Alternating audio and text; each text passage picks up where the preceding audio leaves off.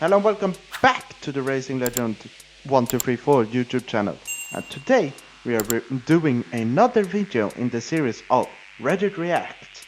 So as you can see now, we are on the Reddit page and we're going to review memes about the Monaco Grand Prix. And here we have our first meme. Never change Twitter. Imagine driving 3 seconds a lap slower just to hold someone up because they beat you in the first season. Slowing down Lewis Hamilton is written down as Alonso's biggest career achievement. Alonso's still mad that the rookie ripped him a new hole in it. Okay, so if you don't know what this is referencing, in the actual lap, or not lap but in the race, Alonso was deliberately driving slower because he had to keep his tires in the best so they keep the tires good so they don't degrade quickly enough so he gets a puncture or has to pit so he loses the position. So he intentionally drive slow, and because it was Monaco they were racing at, Alonso couldn't overtake Hamilton. No, Hamilton couldn't overtake Alonso, which made Hamilton's race even worse. But Alonso, of course, no comment, because he doesn't care about Hamilton. And I mean, who says he should care? I mean, he isn't racing for them, which is my opinion, so I don't fully care. Here, another meme. Alonso single-handedly humiliated Monaco for its lack of overtaking opportunities. And as you can see here we have quite what shows everything. So here you can see everybody who was in front of Alonso. So you see Perez, Sainz, Verstappen in there, Leclerc, Russell, Norris. So all of them were in this batch of drivers, because they qualified in front of Alonso and were in front. And then you have Alonso, who was ahead of the huge train of the rest of the drivers. And this just shows how much of a problem F1 cars have around Monaco. And now we come to the controversial opinion of mine, which is, I know Monaco is good for the money, and money is king, and also for the fans, but I think we should do changes to Monaco, or the cars, but they will be changed in a few years. But we should either make changes to Monaco, which probably won't happen, which means we should probably leave Monaco. Because as said before, Monaco is like this big spectacle in F1 and you shouldn't expect a good race. But as they have stated, if there's not good racing, then why go there? But because of money, I think they will still go there. But in my opinion, people should, 1, stop expecting a good race. 2, F1 should maybe think about making changes to the Monaco, maybe like race weekend or something, to make it a bit more interesting. Like, they can maybe try a reverse grid of some sort to see the best cars at the back trying to overtake the worst cars, whilst the worst cars are at the front. So I think that could actually be quite an interesting thing to do. Because sprint qualifying won't be such a good thing in Monaco because nobody can overtake. So basically just be qualifying. So yeah, nothing probably happens. Oh, this one obviously I have to talk about. While we're all laughing at Monaco memes, let's also take a moment for Marcus Ericsson winning the Indy 500. So if you are living under a rock, Indy 500, or technically European, the Indianapolis 500 is a race where they race 500 miles, I think it is 200 laps, around the Indianapolis Motor Speedway's oval circuit, which F1 has actually raced there, but we Formula 1 raced around its Grand Prix layout, which they also race at, but we left because of problems with the tires. Long story.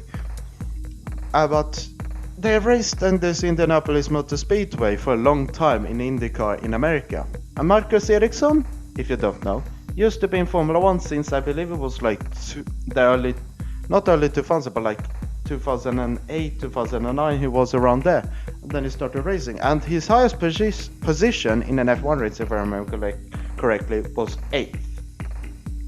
Then he got massively beaten by Leclerc in Leclerc's rookie season, which made it sort of showing that Ericsson was maybe not the best driver, so they kicked him and put in, I believe it was Kubica they put in, I don't fully remember. So they kicked Marcus on from Sauber, because also they would get more money. And everybody thought his career was over. But then he went to IndyCar in America. And I believe I remember like his first season was alright. I think he got like a podium or two. Then the next year he got a win. And now he's currently leading the championship. And won the Indy 500, which is like one of the biggest races in America, if not the most prestigious.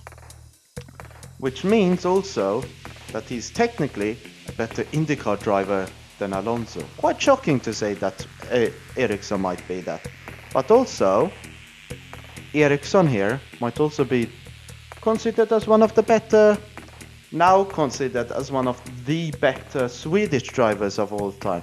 Maybe not on the caliber of Ronnie Peterson in Formula 1. I don't remember his name, who won the Indy 500 as a Swede in like early days. I'll put his name up now.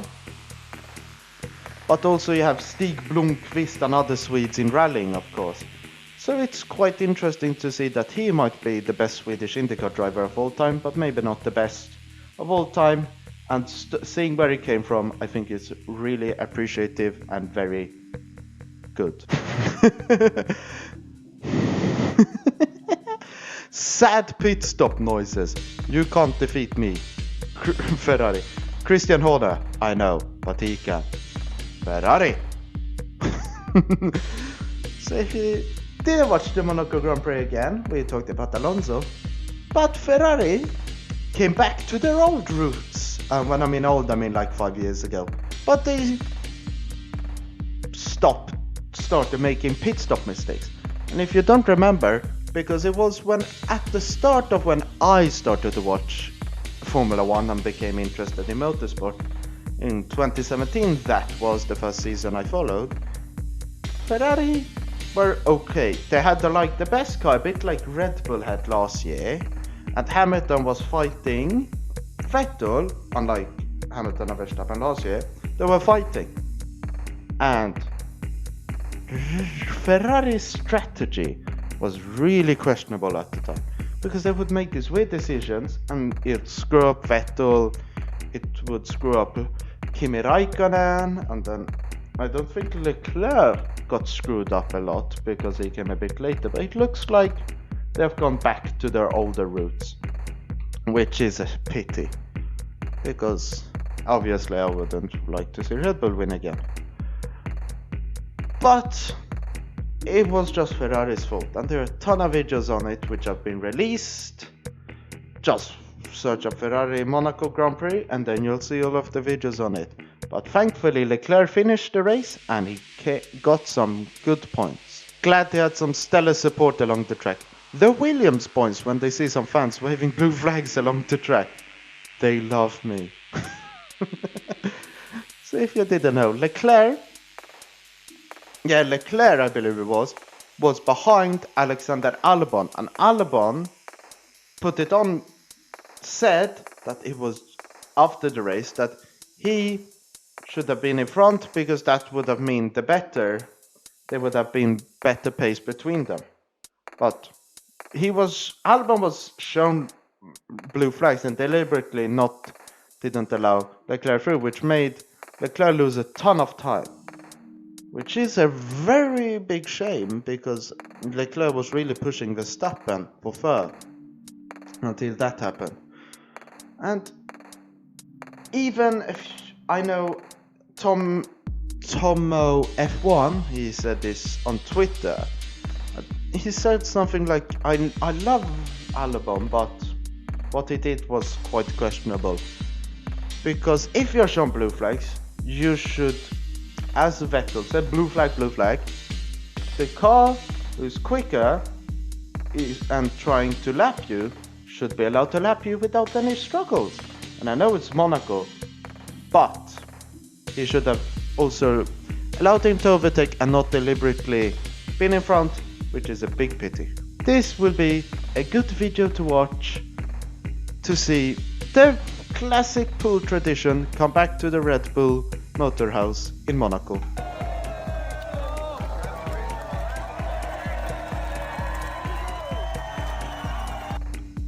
So, as you just saw, he jumped into the motorhome pool.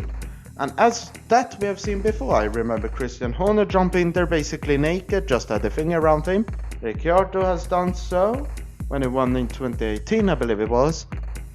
And a few other drivers have done it, which I think is a very good tradition to bring back. Devolving at 280 kilometers per hour. Red Bull strategist, Merc strategist, Ferrari strategist. And this is what we have talking about before. The Merc and Red Bull strategist being quite good. Sometimes one is better than the other, going both ways. And then you have Ferrari as a Neanderthal. I believe it is a Neanderthal, but yeah, just showing that Ferrari are worse. And now we have finished all of the memes for today. But now it's time for me to say my comments on the Monaco Grand Prix. And because I had other activities, I couldn't watch the race to the full extent, but I watched most of it. And what I know, as I've talked about before, I've noticed that Monaco is getting a bit too big for Formula 1 cars, but that's happened for quite a few years. They're still going to Monaco, so I don't think that will change. But if we say the race as a Monaco Grand Prix, if we judge it by that standard, I think it was quite an eventful race, but not for the right reasons. Because you had Hamilton's crash, you had rain, you had Albon not allowing Leclerc to overtake, you had Leclerc finishing the race, you had Perez winning the race. Was a bit dull, you can say. But that's Monaco basically.